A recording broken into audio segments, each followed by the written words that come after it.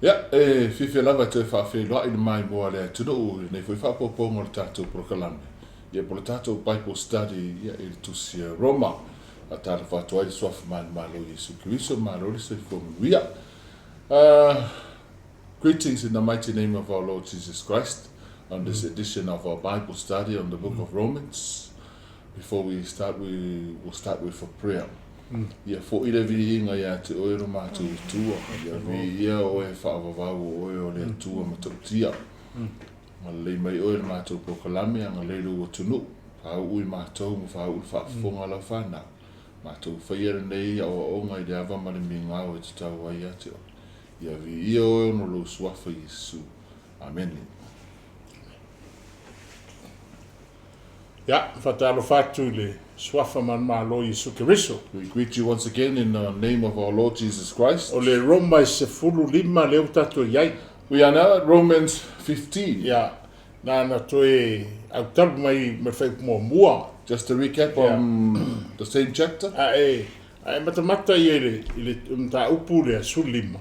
If you look at chapter 15, E te loa koe lau whaso soro na whai utala pauru. you can see that Paul is talking towards the end of his letter. Ja, ai te wabai fo e me toa ia diali i me ta upu i sfuru lima. It appears on chapter 15, Ja, fi ngaunga nai whai Roma le au Jews ma le au nu ese. the dispute that is happening in Rome between the Jews and the Gentiles. Ja, la ra te pero nai tara muli a Paulo e whatu e o mai whatas.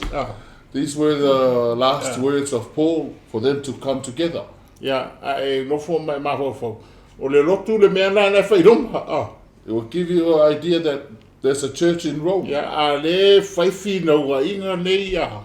But this conflict that's going on Vau le au Jews ma le manu ese. between the Jews and the Gentiles, Ja, ja. O lea e whaawau la ka kwaku nga psulima. Wa le fufua mo ka kokenga. Mai kau mai tua langa e ringi chapter sa apo mi ka upu sa iai. at the time it was written there were no chapters. E le or fungi verses. verses. E so solo a kwarkus. It was the whole letter. Ja, lea ka kwaku de. Fa pomboa. Ta sulima le wai mai ka mangai am ka sulima le e fa mama lam mai de kele o meanga ka tianga mai tu se Roma man amtang. This will explain everything from the beginning of the book of Romans. Palolo tala Paulo. We then, who are strong, ought to bear with the scruples of the weak and not to please ourselves. O i tātou e maralosi a tātou sosani le vai o e wale lava e te tau wai. Ai awane I whaafiafia o lātou lavaloto. Let each of us please his neighbor for his good, leading to edification. Awa ia tai tasi o I tātou mwhaafiafia I lare tua o ina ia lelei ai o ia. For even Christ did not please himself, but it is written, the reproaches of those who reproach you fell on me. Awa o ke riso lava ele I whaafiafia o ia elo na lava fina ngalo ai pei o na tusia o mai a te au le upu whai a lātou o e na whai atu I a te oi. Okay? Or the uniqueness of the gospel. This is the uniqueness of the gospel. It doesn't go along with the Greek belief and humanism.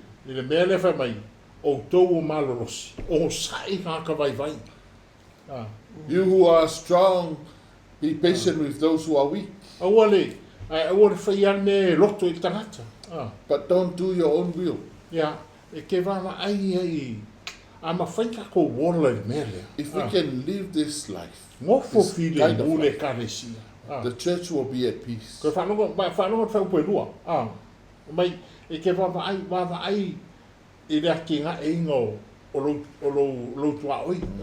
You need to edify your neighbor. Let each of us please his neighbor. Ai tai tasi tātou mwhaafiafia I le late tua oi ina ia relei o ia. For his good.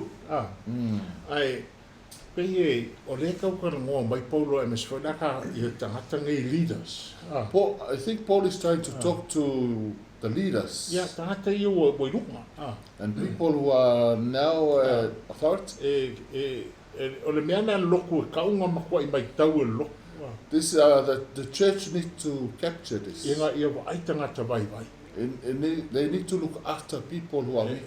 Fesoasoangi iai. They need to help the weak. E kauwha ianga I mea vai pe o mea ai po I ma whainga whituwha ai tangata. They need to give them food and give them supply if they need it. Whanau tala Paulo.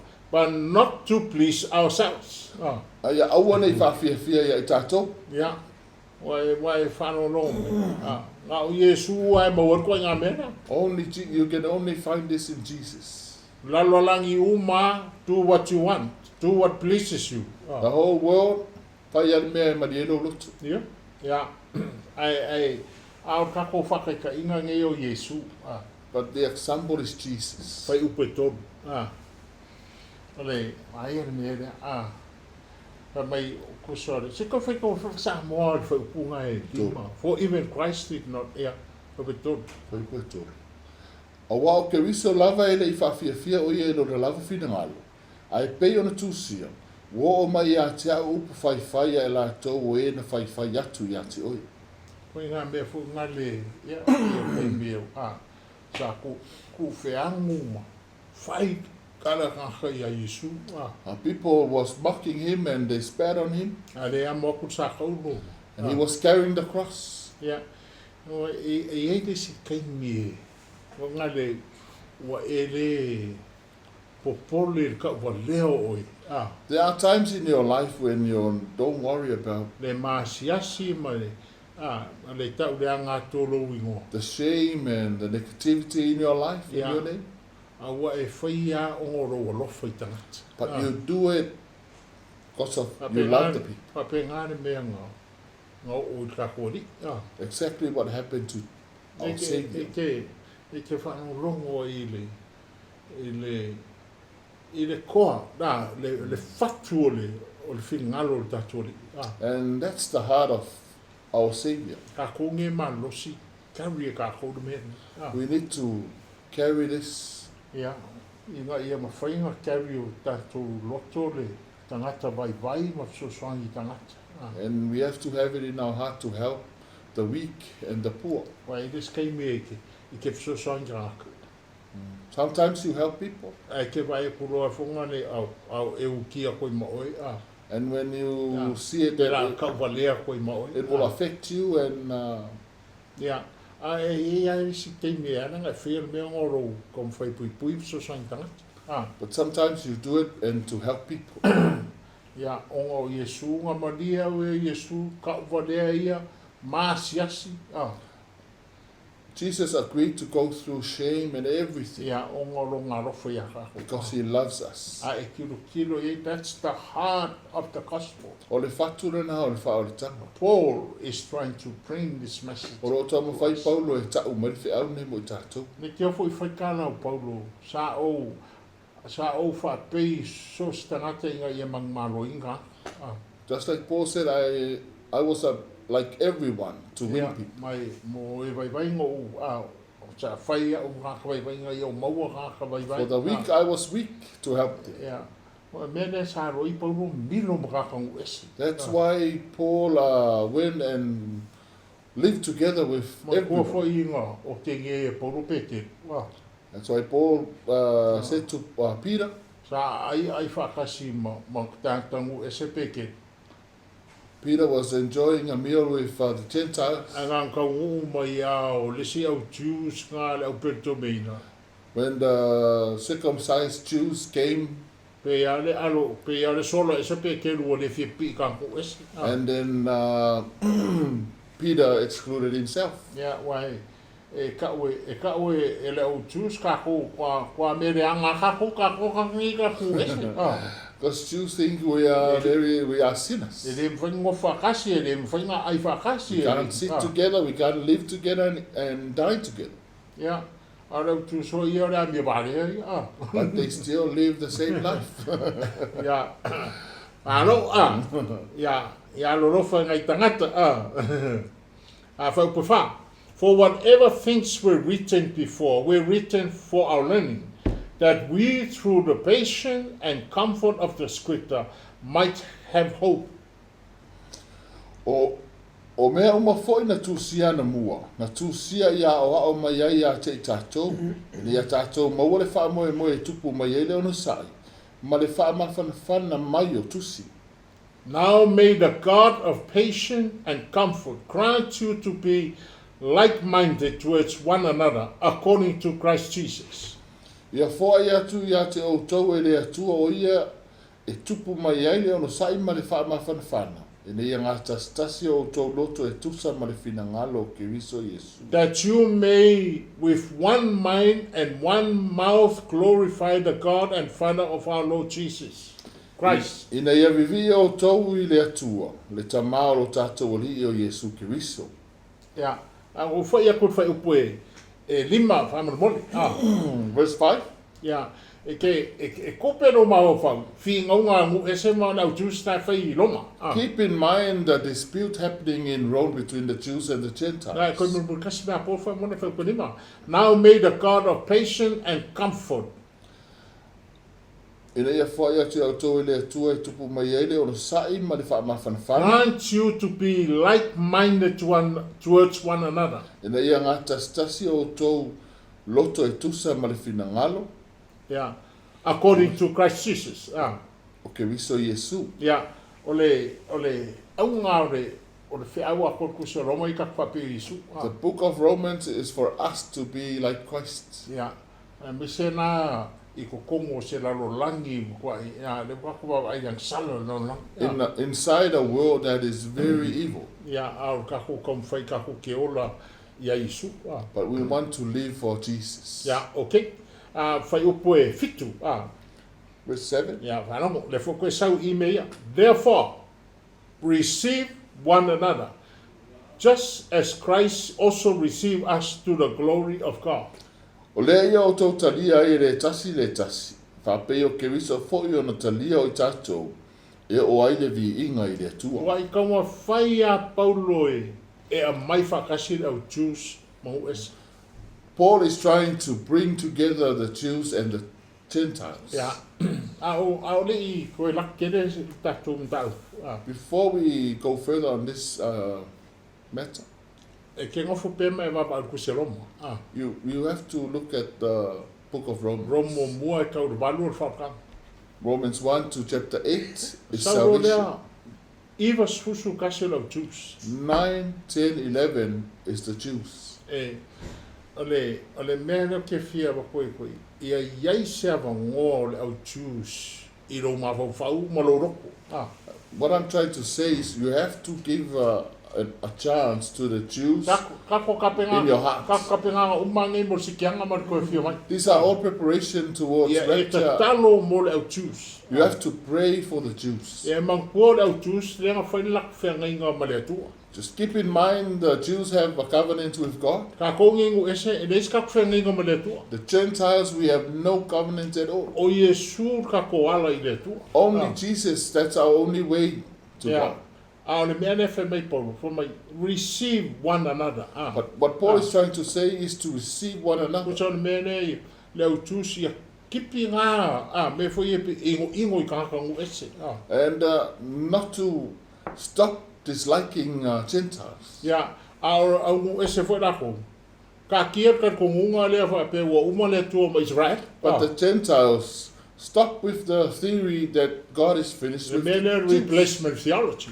Especially the vaenga. E re mawhai e ngu ese ngā sui ia le whangaua pelamo. Gentiles cannot change the children of Abraham. Ke ropo e kau mō mai karanga. I hope you're getting this.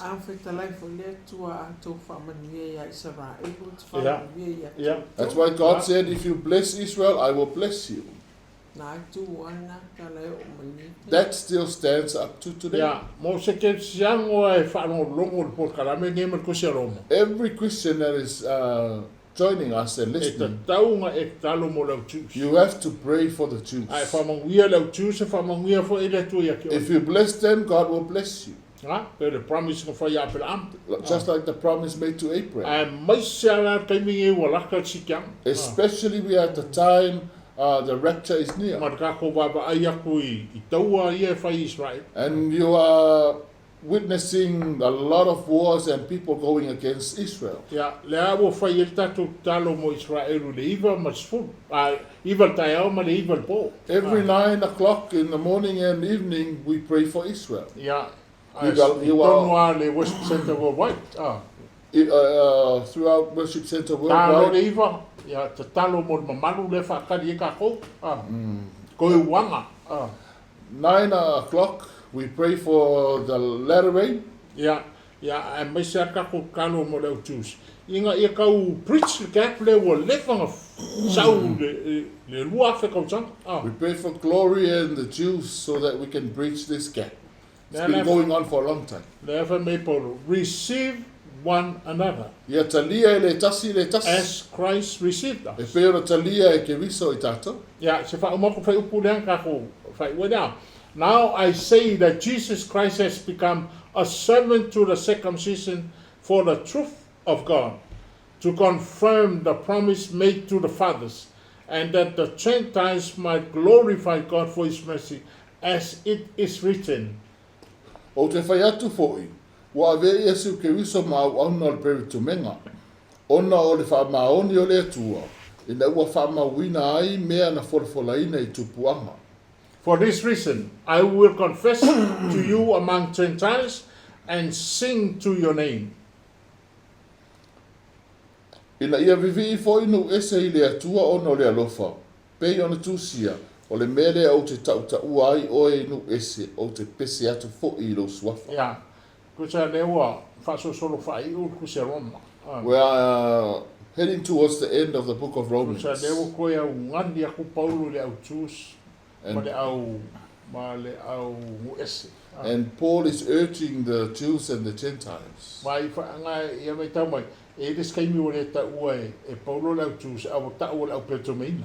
And Paul is refraining from using the word Jews, but mentioned the word circumcision.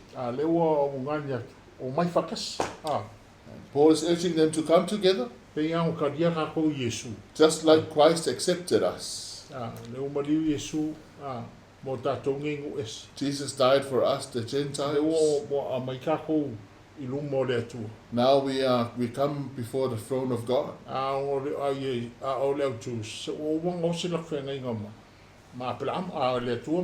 But Jews, there's a covenant between God and Abraham. And again he says, rejoice, O Gentiles, with his people.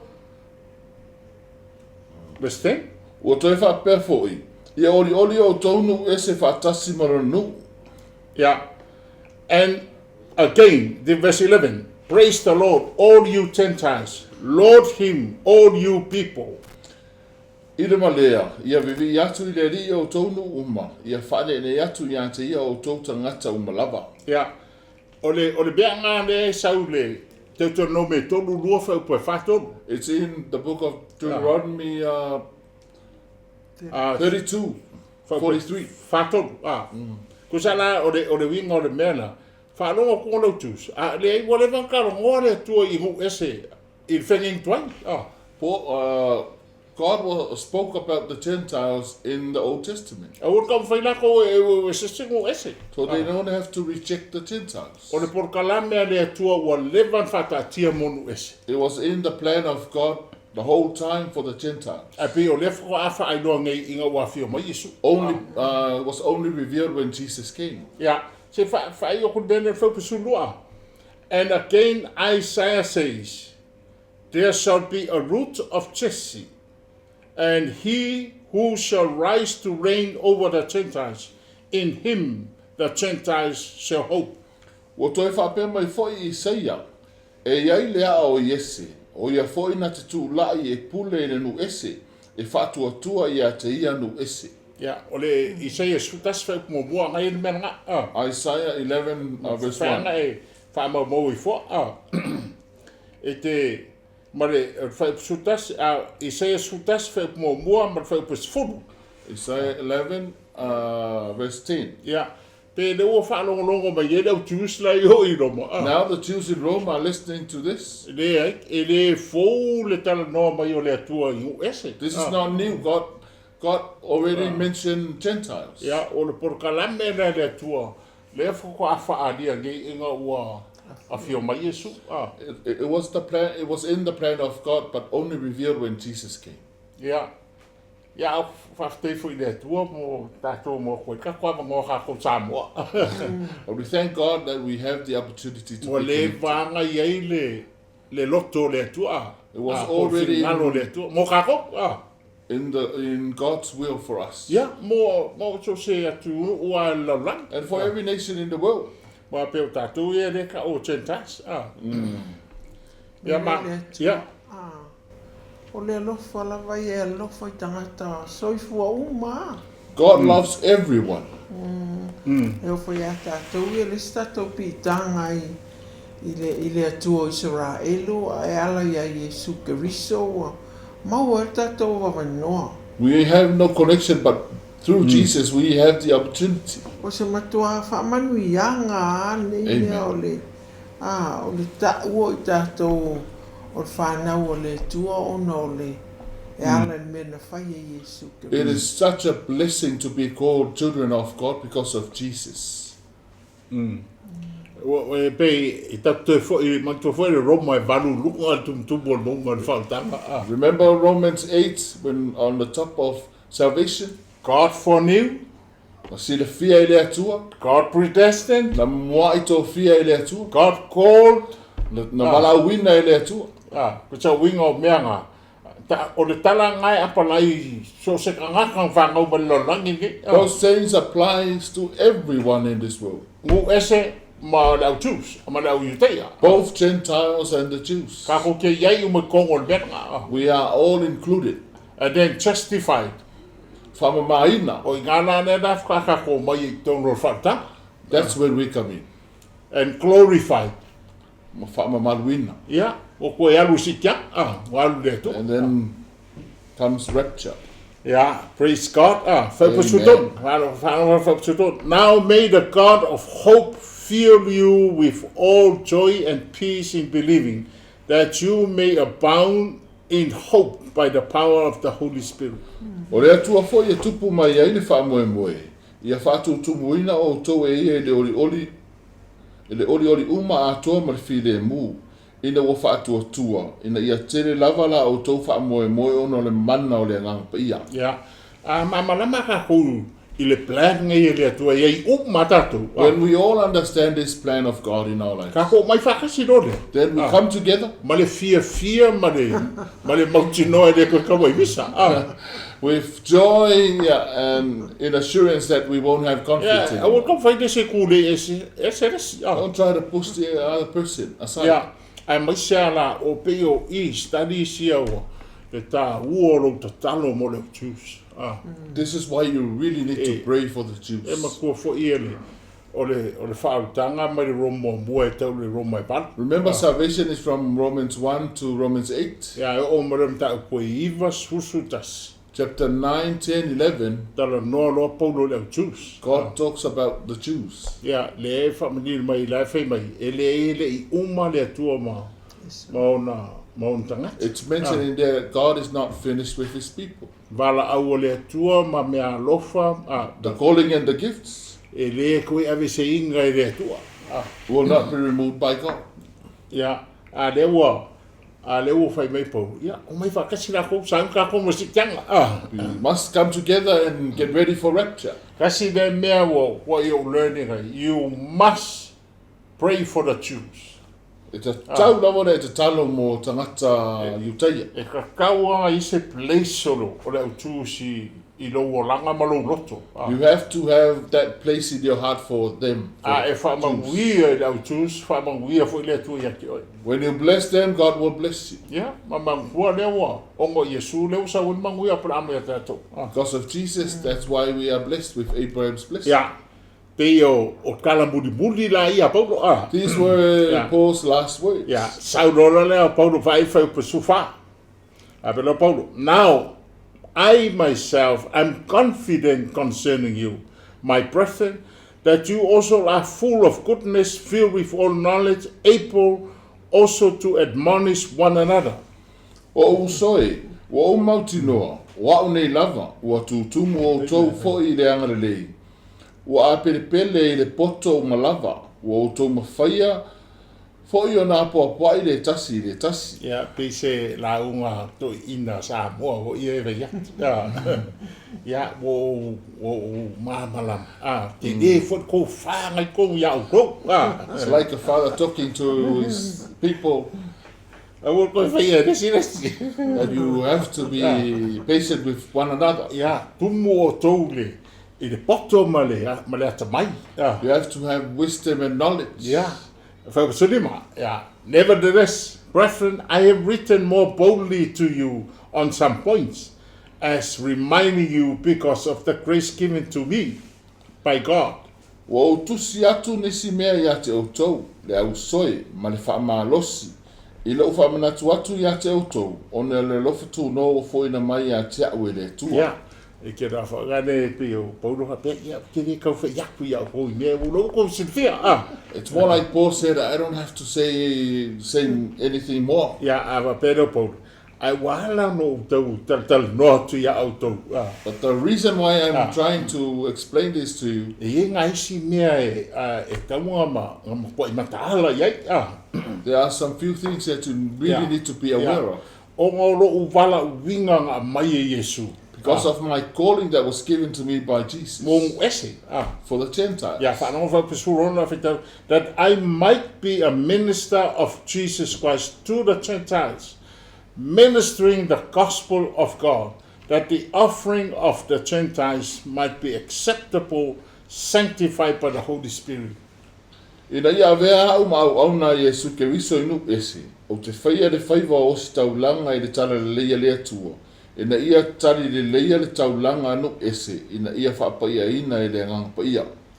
O kau le mere I le sia so kwa I o whawhitai le tua ia paulo maranga pen. I read this the other day and I thank Paul for his work. E karse ia e maua mai le whai pupu lea Pei mai paulo o ngoro wala winga o kiaringu ese. Paul said, because of my calling for the Gentiles, Ia malonga nau te inga. Ia te lia mai e le tua. Ia ngu ese fo ila ko mara tu taulanga. and his passion for God to accept the offerings of the Gentiles. E makua le au tusia na o ma ave e le tua kaulanga mambea. Mind you, the Jews, God has already given them. Yeah. I'm a fight I mama lama mai mele. We pray that you will understand this part. Inga ia ko chore ole manga au ia paulo. Ngu ese au nge misi o ko mele. Paul was urging the Gentiles not to miss this. Yeah. Au nge misi o ko ia le si tianga ia manmanguia le ka ke ia ha e ku ia le ola fa ba. Never miss the blessings of God and plus the rapture. Yeah. Ma le fa pa ia ina o tātou e le nganga pa ia. And to be purified by the Holy Spirit. Yeah, okay, for Pacific. Therefore, I have reason to glory in Christ Jesus, in the things pertaining to God. O lea ia te au ni mea e mita ai ona o ke riso Yesu I mea tau le tua. For I will not dare to speak of any of those things which Christ has not accomplished through me in word and deed to make the Gentiles obedient. A wā o te re whamalosi o na tau atu I mea e le ingalue ai ke riso ia te au. Ia iu ina ngā wai o nu ese, I le upu male amio. In mighty signs and wonders, by the power of the Spirit of God, so that from Jerusalem and round about Illyricum, I have fully preached the gospel of Christ. I le mana o whailonga ma wawenga, I le mana o le ranga o le atua, o le afua mai e Jerusalema, ma whaata milo e o Illyriko, ua matua fola le tala le leia ke riso. Ja, ka hofi mei e whau Pacifico, so walu maturipa. You need to catch this in 17, 18, 19. Ja, o le Ke tala fo ngai Paulo mai e yei foi po ngai e alainga o tala no atu o mea nga fai Yesu ilona ola.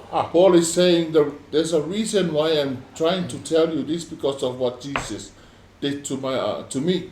Fa pe Paulo o ke le fie kanu ngā pungi mea le fai Yesu ye ta.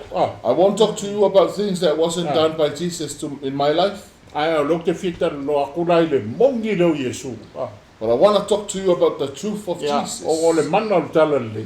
Because of the power of the gospel. Sa makamaka imu ese I va venga ma whailonga o le mana o le anganga pa ia. Gentiles have seen miracles and power through the power of the Holy Spirit. Ia, kuta o ngā whapepa ngā mai I really come, mai I really come e tau, mai Yerusalema I really come, wha mai so o mangu ngā o tala ngō I le mea lea.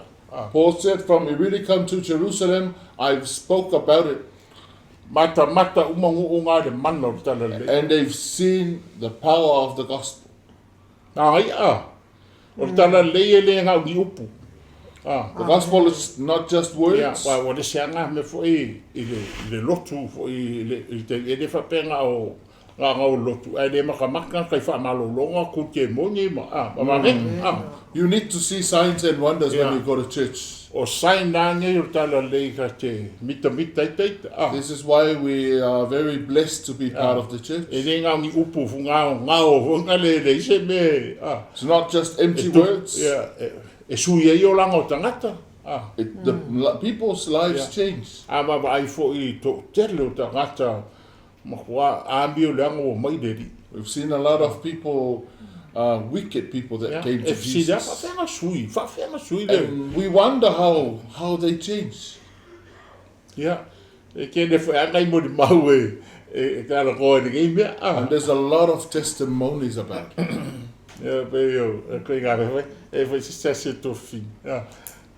One sister, she was attending another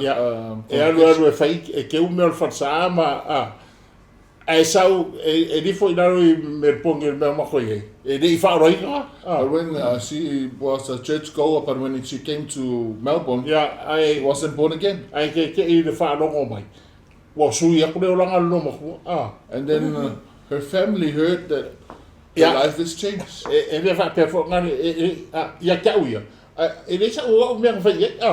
This is not about me, I did nothing. But I've seen the work of God in her life and how God changed her. Religion.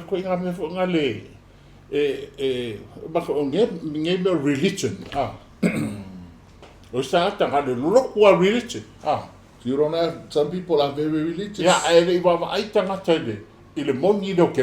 But they have never seen the truth of Jesus. The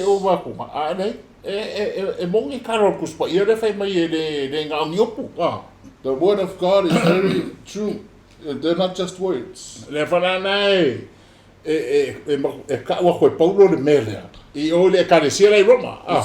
This is what Paul was trying to tell the people in Rome.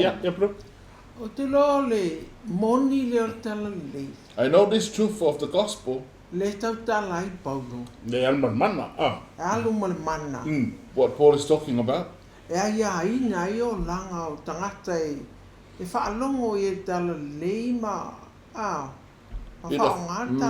It affects the life of people through the gospel and they change their lives. A few nights ago, I was talking with a sister.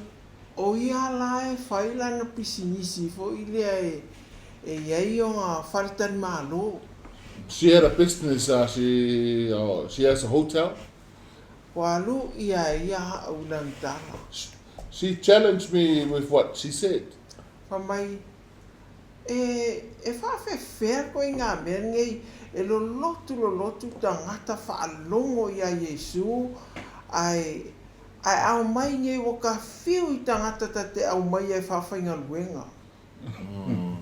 They said, what's going on? People going to church and they've been born again, and then they come and I employed them.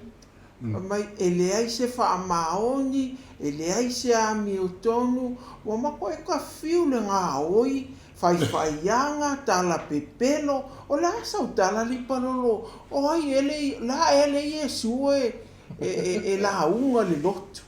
And the owner of the hotel is questioning their attendance and how they fulfill their roles in the workplace. Io pe foi lewa alu I vai la whapea. Ari nge ia e tala noa atu ai le mana o tala le nge tau te whaalongo iai iaso sa uma. This kind of reports, and yet we are still preaching and sharing the word of God in every Sunday. Ona winga makua whisiri ngia le iloa le I tangata. Nei lo lotu. Yes, O Yesu le tapua iai. O io le ami o tonu, o io le whamaoni, o io le alofa, alu inga lue le stangata, fai whamaoni, fai ma le alofa, langa o winga na o attributes ngā o tatu wali. Amen. These kinds of Christians, it's very questionable their Christian life. Yeah. Wai pe yo, o beangi pe o mere kan ko koi Paulo oi. Exactly what Paul is trying to tell the church in Rome. The gospel that I'm giving you comes with power, not just words.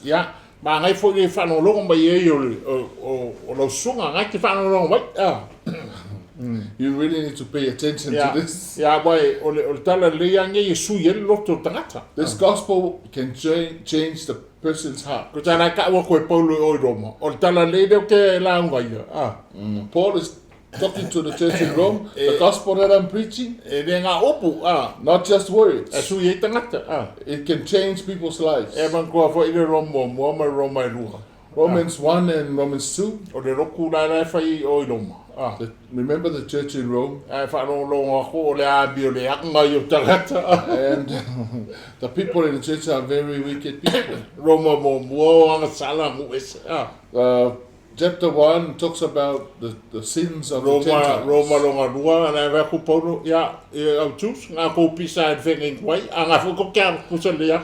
Romans 2 talks about the Jews and their sins too.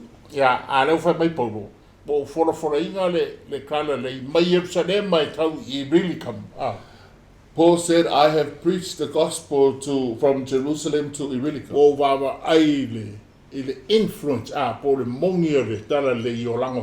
And I've seen the influence of this gospel in the lives of people. And so I have made in my aim to preach the gospel, not where Christ was named, lest I should build on another man's foundation. Ai whapea no loto malosi e tala I le tala lei le mea sa le ta ua I le swafo o ke riso.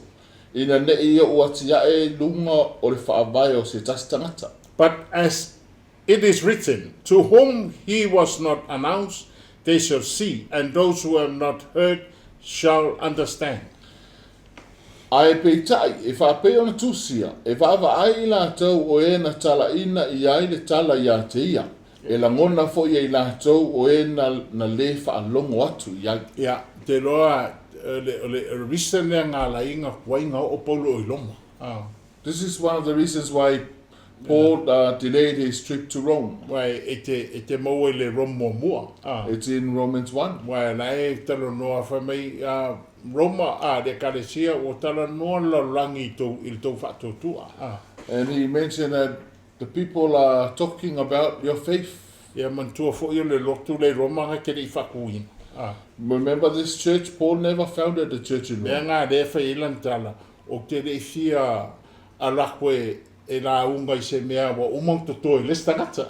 That's why he said, I don't want to come and preach where someone already founded. I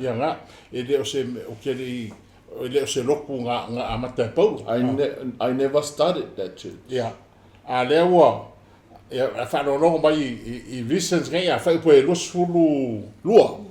For this reason, I have also been much hindered from coming to you. O lea foi e tele mea sa le mawhai ia te au ona watu ia te utou. Yeah. Sa ro inga wa no na wa po Roma. I be lai tau fi vele nga pa ia. Paul wanted to go to Rome, but it seems like the Holy Spirit stopped him. Yeah, but now no longer having a place in this part and having a great desire these many years to come to you. Au le nei, ua le ai se toe mea o te whaia inu nei, ma ua tele tausanga sa au matua fialu o tuai a te utou. Yeah, kusa tala valea Paulo o follow tala le. Paul said, I have preached the gospel. Yeah, well le sisi mea le yo ye tala le. And the gospel is spreading. Yeah. Le la wa ngau bo fie waku doma. But I want to come to Rome. Yeah, I ngo fa lo ngo ko ve vesi be lo ku re doma. Because of that conflict in Rome. Yeah, le ngo fo lo Paulo mo kusi da. Then he sat down and wrote the letter to Rome. Yeah, whenever I journey to Spain, I shall come to you, for I hope to see you on my journey and to be helped on my way there by you, if first I may enjoy your company for a while. Walu malanga I se pānia, o no walu atu ai lea ia te outou, a wā o te whamoe o te asiasi atu ia te outou I lau malanga, e mōli a fo ia we outou I lea mea pea o mwa I ma lie te isi lo tātou whailoa I ma outou. Yeah, matufa ai silsila I le whawhanua. If you look at the map, yeah, pe o I kolonito I kuliki, I le kuse poitu si la Roma. In Corinth that Paul wrote the letter. E o a komu la Roma.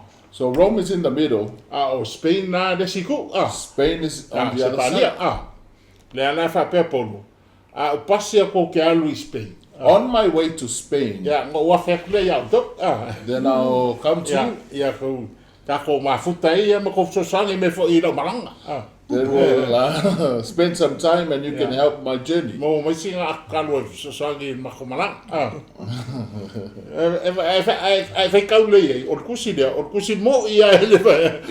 If you really read it, it's a real letter. Yeah, it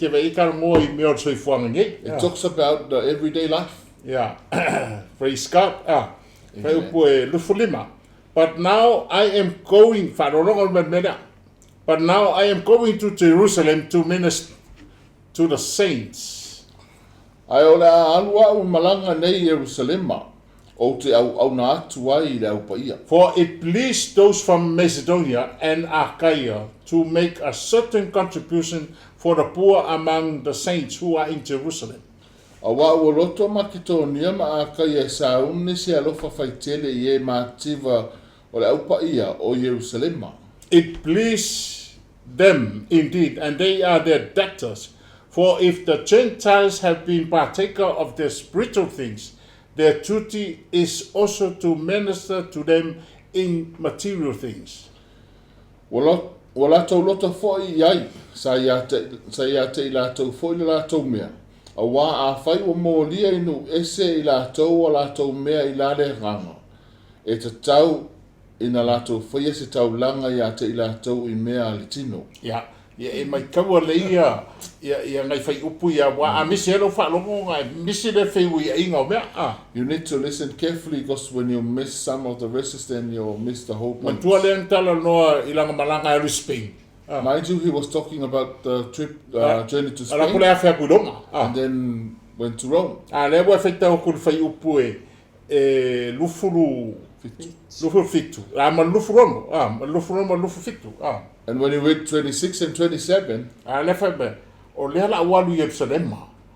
E avele mea lofa Nuu ia leu Filipi, Salonia, he mentioned that he will go to Rome and then he will go to the other side to give gifts to Filipi. And Nuu ia leta au Macedonian, ia Achaia, o nuu kuriki hunga. Oh. O lesi mea e ke mai tau mai. One thing you need to know, Ya, e te wa e ka ma fai a Paulo ave me Jerusalema le senta a po le o ngā kongu o le. O le meanga a maka mai kara lei. Paul always tried to take things to Jerusalem. E man kua lai i o ia James, le uso fo le Yesu a. Remember, James is in Jerusalem. Ya, man kua telo le uso. James, the brother of Jesus and the disciples. E o pe o le meanga ka fai a Paulo e ave me Jerusalema. That's why Paul always try and take things to Jerusalem. Ya. Ya, o le whainga taulanga Makedonia. Le alai alu e ave Jerusalem. Because of the Macedonia contribution, he's trying to take it to Jerusalem. E man koe fou angei me o whainga kauranga. E keiri Wow. Sacrifices new now and offerings. Ya. Usa wo mai ni ta kan whautanga. People come to salvation. Ya, koe ngā mea whapenga umata tau kai mi ka kuka mai e whautanga. Just like everyone, like you and me. Wa fia. You're Loko fo haia ma. You always want to give. Ya, whapenga.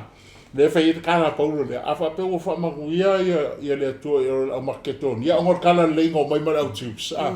That's why Paul said if they are blessed because of the gospel brought by the Jews. Ya ka funga mai singa la ko sei nengi ave o ka ka. Wa ka kalo mai ka kala. They should contribute too, then bring some offerings and then we'll take it to Jerusalem. Ya mai so ka ta ila le ka le sir kai mina. And plus the leaders of the church are in Jerusalem. Ya.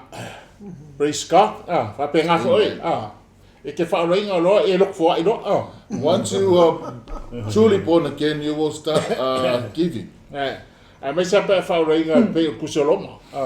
when you're born again, like in the book of Romans, when you get to the top of salvation, you'll be amazed. You will be blessed in everything. You will always want to give. Don't be that born again person who doesn't like to give. Therefore, when I have performed this and have sealed to them their fruit, I shall go by way of you to Spain. Ole nei, pe au fa uma nei mea. Ma fa saunga le mu atu nei fua ia te ilatou. O te ui atu ia te o tau pe a watu I se pania. Yeah, man tue ai koe ki kilo le map. If you look at the map, Pota whangua. E pe o. Pe wa koe fo I kuapa pe kau Jerusalema. Like you're going, it's like you're going back when you go to Jerusalem. Yeah, ale fa mai Paulo. Ya so wal mo mo ave ka blanga la uri I o Jerusalem. But Paul said, I have to go back to take the offering to Jerusalem. And then I'll come to Spain. And then I'll come across your side. But I know that when I come to you, I shall come in the fullness of the blessing of the gospel of Christ. Au lo foi, pe au watu ia te auto, o te watu male ato ato le manuia o le tala le leia ke riso. Yeah, e mai kaua, me hawa amal mori. Please keep this in mind. E mai ia Paulo, ke waku ma le mauia. Ma le fia o Yesu. I will come to you with fullness of the blessing of the gospel. Did it happen? Yeah. Ai umanga e whekaunga kusia ngaruanga. E o Paulo I Roma. Ala sei aku fiti. Well, in the book of Acts, when Paul got to Rome, he was in chains. E ialu se business class I Roma ia. He didn't travel through business class. Wa I si foi tangata wa pe ale se business class. Sometimes you want to travel business class to confirm the word of God. Sometimes you have to go in chains. Yeah. Are you getting that?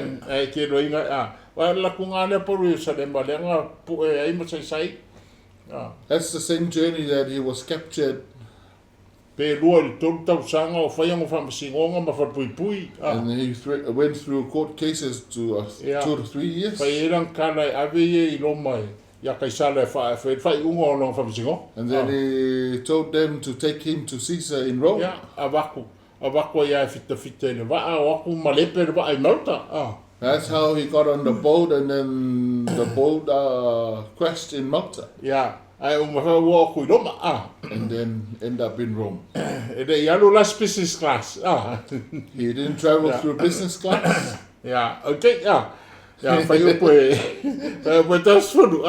Fano no lei vai mel tala lei. Amen. You really urge you to listen carefully. E kai me kiwi ai fapenga. Alae u le tuo oi. Sometimes you go through this situation, but God is holding you. Eles kai me fape o ye ele tuo ni me pele. Sometimes you question God. Ia, me e ke alu I me fapenga. Ke kiro ia Paulo ma lepe va arenga oi. You go through certain things like that, just like Paul. Ala ku a Paulo le tuo. When the boat crashed, he was still standing there looking at God. Now I beg you, brethren, through the Lord Jesus Christ and through the love of the Spirit, that you strive together with me in prayer to God for me. Leo soi, o te aio iatu ia te autou, ono o Toouta Aloalii o Yesu Keriso. Ma le alofa o le anganga, ia autou matua fina finau fa atasi mao I talosanga le atua moa. That I may be delivered from those in Judea who do not believe, and that my service for Jerusalem may be acceptable to the saints. Ina ia lawe ina u ye wole fa atua tua o Utah ia. Ia tali le leia fo'i e le aupa ia la ufe au Jerusalema. Ia, e whana longo mai le au ngani a kua Paulo I le kalisera I Roma. You are now hearing Paul is trying to tell the church in Rome. Ia, e la tu whaatasi talo mo ia. So that they may come be united and pray for him. Ia la behai mai ia le au Jews ia la ia sa le mai le katkong. For him to be delivered from the Jews in Rome. Ia tau ngu man mangu ia langa, le tau langa le lak mai. So that the sacrifice or the offering or the gift from Macedonia would be acceptable. Yeah. La ngai do e Paulo faali le nga pa ia. O la whakari ba ia filifili ba. But the Holy Spirit showed Paul that James and the prison is waiting for him. That I may come to you with joy by the will of God and may be refreshed together with you. Now, the God of peace be with you all. Amen. Ina ia watu ia te autou ma le oli I le finangalo le atua. Ina ia tātou whamawhanwhana ai. Ma autou, ia te autou ma lava le atua e ona le manuia. Amen. Ya, pe o koe upu ngā o le kusi a Paulo. Those were the last words of this chapter. Ya, I longa ka inga ia tau ngua kura I loma pe a umanga aven me alofa I Jerusalem. And his desire to get to Rome after giving the gifts to Jerusalem. Umalonga kusi da Roma. After the book of Romans, ole page murmuri ala ole kusi. The last page of the letter, ta o te le ngaru mo kusi o fipi. And then mention the name of the lady that went with the letter. Yeah. Ole afa ngakta mai I o tatu taimi. Yeah. We will conclude here because of our time. We are almost at the end of the book of Romans.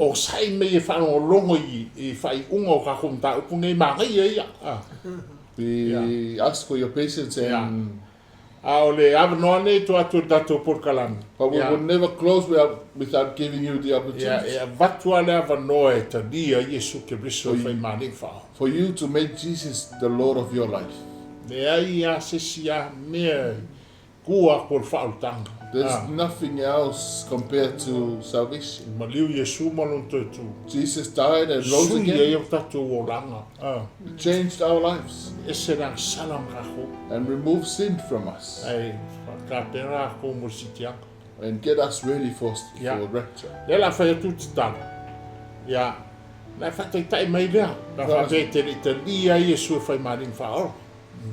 Please follow through with this prayer. A whapea fo ua e loinga ua e koe fo I ua ua e whaare kou muna sawaringa. If you know in your heart that you have backslide, Toi whaatai tai mai. repeat after us. Ia nela whetau. A whetaita mā, After ma, mua e whetalai a tia. we fitalai ata. A whetai e te alofa I a tia. After you te lofa ata. O sau le nei tai ao, O sauna le tae. ma le loto whaamaulana. Mana loto wha mauna. Whaamangalo I a tia. Mahalo ya. O sala mō I a wangsa. O sa moya. O ino I a wangsa. O ino ya. O whatutua, Fatutu. wa lava le maliu ma le tuatua ke riso. Lava le liu tutu. Whaamangalo I nai a, Mahalo. ma ta'u ami o tonu I nai a. Takwa me tumu ya. O lau tau tinonga nei, Ola tau tinonga. o Yesu ke riso, Yesu Kiriso. lo wa li'i ma lo whaona. Lo ori I malo whao. O whatutua, O fatutu. te whatuina mai oi ma le oti. Se fatuina mai oi E mele. fioa e le lang. E fioa i le langa. O e alala I le tuta mtau o le tuata ma. Olo ya nala di tuta mutawo le tuta. Au au wina mai lo wanganga pa ia moa. Awa wina mai le wanga pa ia. O ta lia lo wanganga pa ia. Bauta lia lo wanga. Aftai mo lo wanganga pa ia. Afitai mo lo wanga. O tui natu lo wola moa. O tu na atu lo wola mo. Swafa Yesu. Swafa Yesu. Amen. Ya. Te mā, e talo lava e ale swafa Yesu Kiriso. E fioifo lo wanganga pa ia I lau whanau. O I lau whaia ni te talo ia e whaamanuia I ai. Oh yes. Whaamamalama lau whiau pe on folatu. Whaamamalama le whaulutanga I lau whanau. Talo fo e whaelo ia I lo mamalu ma lo matanga o fiis. Ia pui ma leo lau whanau. Ia fo I atu nui inga e toi whaftai mo lau opu. Aftai le moni nei ke riso o matou. Tofo I ai ma lona matanga o fiis. Ia vi ia ol matou tu. Swafa Yesu. Amen.